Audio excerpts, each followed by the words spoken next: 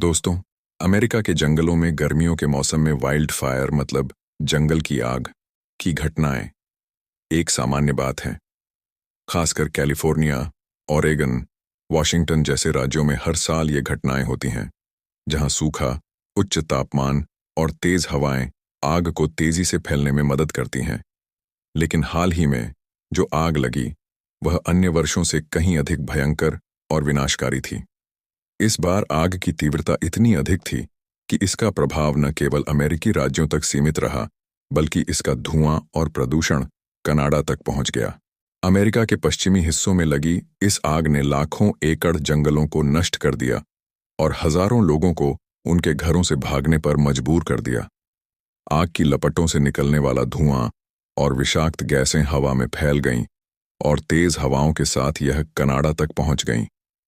Canada के बड़े शहरों जैसे ओटावा, मॉन्ट्रियल और टोरंटो में वायु गुणवत्ता सूचकांक एयर क्वालिटी इंडेक्स खतरनाक स्तर तक गिर गया, जिससे वहां के नागरिकों की सेहत पर गंभीर असर पड़ा।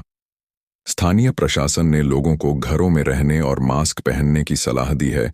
इस घटना ने यह साबित कर दिया कि वाइल्ड फायर अब सिर्फ एक देश की समस्या नहीं रह गई है, बल्कि यह वैश्विक संकट का रूप ले चुकी है।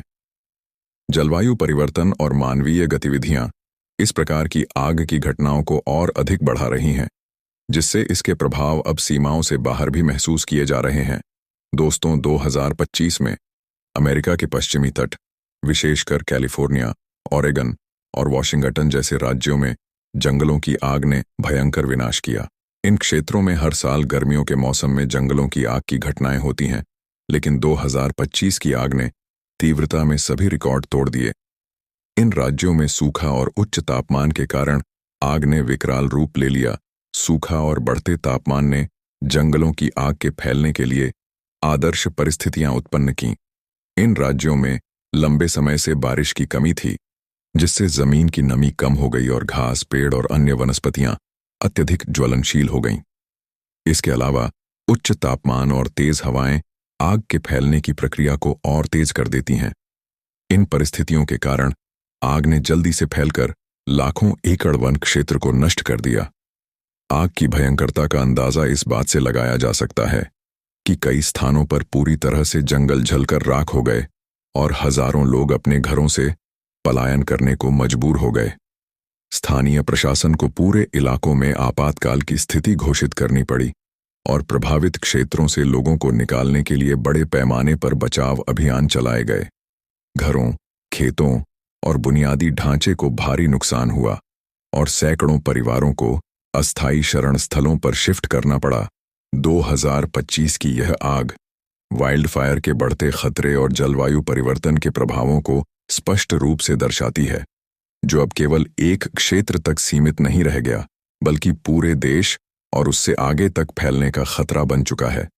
दोस्तों, अमेरिका में लगी जंगल की आग का धुआं केवल अमेरिकी राज्यों तक सीमित नहीं रहा, बल्कि यह तेज हवाओं के कारण कनाडा के विभिन्न हिस्सों तक फैल गया।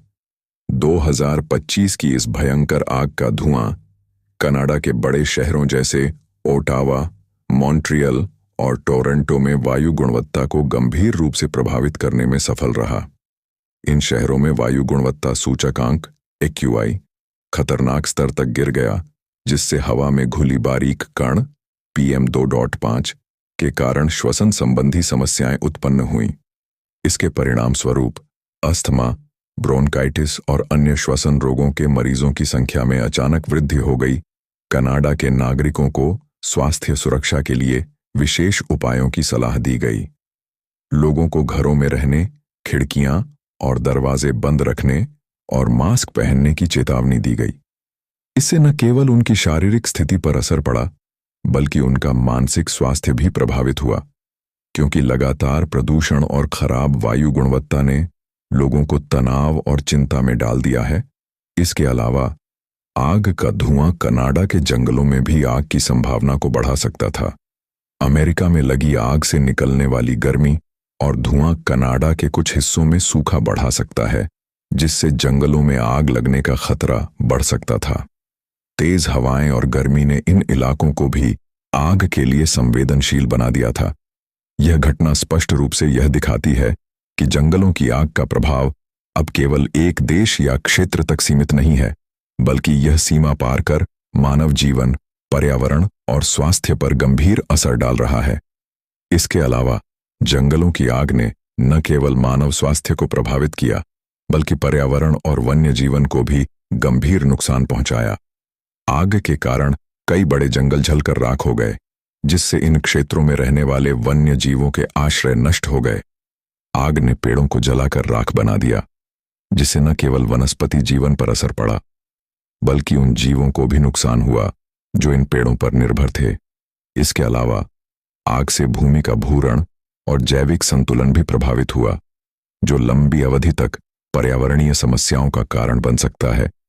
अमेरिका में लगी जंगल की आग ने न केवल स्वास्थ्य और पर्यावरण को नुकसान पहुंचाया, बल्कि कनाडा में आर्थिक नुकसान भी हुआ। आग के धुएं से वायु प्रदूषण बढ़ने के कारण कनाडा में विभिन्न आर्थिक क्षेत्रों पर गहरा प्रभाव पड़ा। सबसे पहले पर्यटन उद्योग पर प्रतिकूल असर पड़ा। वायु गुणवत्ता के खतरनाक स्तर तक गिरने के कारण पर्यटक कम संख्या में शहरों और प्राकृतिक स्थानों की यात्रा करने से हिचकिचाए। इसके अलावा परिवहन सेवाएं भी प्रभावित हुईं। धुएं के कारण हवाई मार्गों पर दृश्यता कम हो गई, जिससे कई उड़ानें रद्द या विलंबित हो गईं। यात्रियों को भारी असुविधा का सामना करना पड़ा और एयरलाइनों को वित्तीय नुकसान हुआ। इस प्रदूषण के कारण सार्वजनिक गतिविधियां भी रुक गईं। कई सार्वजनिक स्थलों पर लोगों को जाने से मना किया गया और खेल, यात्राएं और अन्य बाहरी कार्यों पर रोक लगाई गई। लोग घरों में रहकर खुद को सुरक्षित रखने के लिए मजबूर हुए। इससे व्यापारिक गतिविधियों, खासकर उन क्षेत्रों में जहां बाहरी गतिविधियां होती हैं, पर भी नकारात्मक असर पड़ा। कुल मिलाकर इस आग ने कनाडा में न केवल मानव स्वास्थ्य बल्कि आर्थिक विकास को भी गंभीर नुकसान पहुंचाया। अमेरिका में लगी जंगल की आग और उसका कनाडा तक फैलना जलवायु परिवर्तन के खतरों को उजागर करने वाला एक बड़ा चेतावनी संकेत है। इस आग ने न केवल पर्यावरणीय संकट को स्पष्ट किया, बल्कि यह भी दिखाया कि जलवायु परिवर्तन अब एक सीमा पार कर चुका है और इसका असर केवल एक क्षेत्र तक सीमित नहीं रह सकता। आग का धुआं और प्रदूषण कनाडा तक पहुंचने से यह साबित हो गया कि प्राकृतिक आपदाएं और संकट अब अंतर्राष्ट्रीय स्तर पर फैल सकते हैं और उनका प्रभाव वैश्विक रूप से महसूस किया जा सकता है। यह घटना यह भी बताती है कि जलवायु परिवर्तन के प्रभावों से निपटने के लिए तत्काल और प्रभावी कदम उठाना आवश्यक हो गया है। अगर अब भी हम जलवायु संकट को नजरअंदाज करते हैं और इसके समाधान में देरी करते हैं, तो अगला संकट और भी गंभीर हो सकता है। अधिक गर्मी, सूखा, बर्फबारी की कमी और वाइल्ड फायर जैसी घटनाएं पूरी दुनिया को प्रभावित कर सकती हैं। इसलिए अब समय आ गया है कि हम जलवायु परिवर्तन के प्रभावों को कम करने के लिए एकजुट होकर कार्य करें, ताकि भविष्य में ऐसे संकटों से बचा जा सके।